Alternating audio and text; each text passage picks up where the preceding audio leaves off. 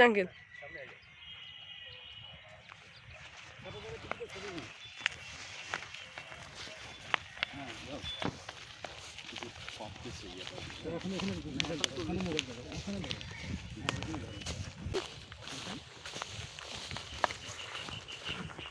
ঠিক আছে এদিকে আসেন ভাই এই ভাই ভাই এটা সমস্যা হয়ে যাবে পালাইলে কিন্তু এই যে পালাইলে আপনাদের এলাকার ছেলে পেলে আছে আপনার বাড়ি চেনে কিন্তু এই যে আপনার বাড়ি ঘর সব চিনি কিন্তু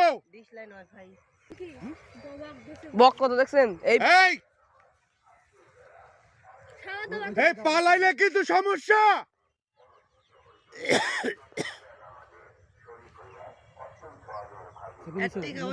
হ্যাঁ আঙ্কেল ভিডিও করতেছি, পোলাচ্ছে ভিডিও করতেছি।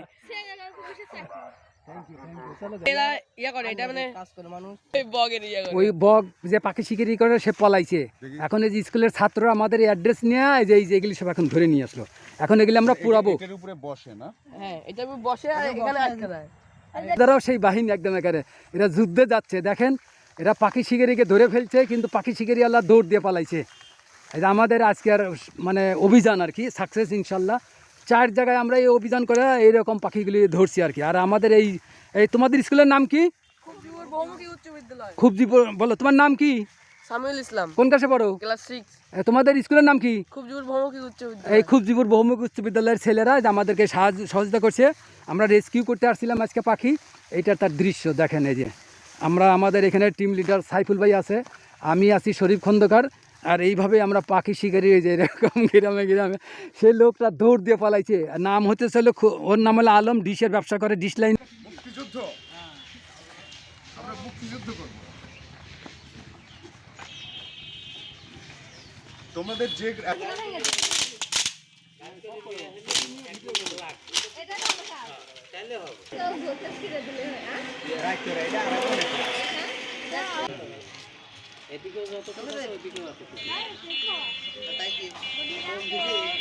আমরা কি করবো, পাখি শিকারীদেরকে কোনো অবস্থায় যারা পাখি শিকার করবে তাদেরকে আপনারা প্রতিরোধ করবেন।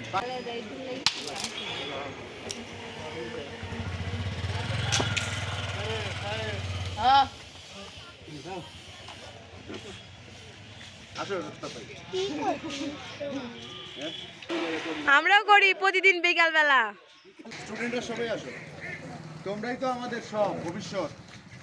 আমরা একটা হাততালিতে করে ফেলছি সব। আর তার সরঞ্জাম আমরা নিয়ে এসে এরকম সবার সামনে, এলাকার মানুষের সামনে, বিশেষ করে এই যে নতুন প্রজন্ম যাদের জন্য আমরা এই ভবিষ্যৎ সুন্দর পৃথিবী রেখে দিতে চাচ্ছি, তাদের সাথে করে আমরা এই কার্যক্রমটা পরিচালনা করলাম আজকে। এই জায়গাটার নাম কি মুরব্বী? খুবজিপুর কোন পাড়া?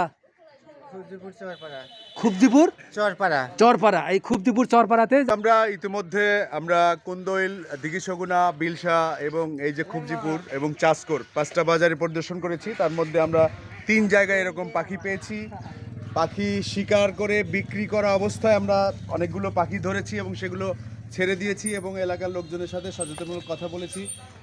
আমরা কিছুক্ষণ আগে আমাদের এই ছোট বাচ্চাদের, এই যে আমাদের পরবর্তী প্রজন্ম, তাদের সহযোগিতায় একজন পাখি শিকারীকে সরাসরি ধরার চেষ্টা করেছিলাম। সে পালিয়ে গেছে নির্লজ্জের মতো।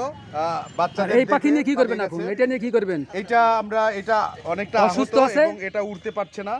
তো এটাকে নিয়ে আমরা চিকিৎসা দিয়ে তারপরে এটাকে আমরা চাষকর বাজার থেকে কিছু পুঁটি মাছ কিনছি, একে খাওয়াবো এবং হুন্ডার সাথে আর একটা পাখি আছে। এই দুটোকে নিয়ে পশু হাসপাতালে নিয়ে চিকিৎসা দেবো, নিয়ে এবার ছেড়ে দেবো। এটা আসুন।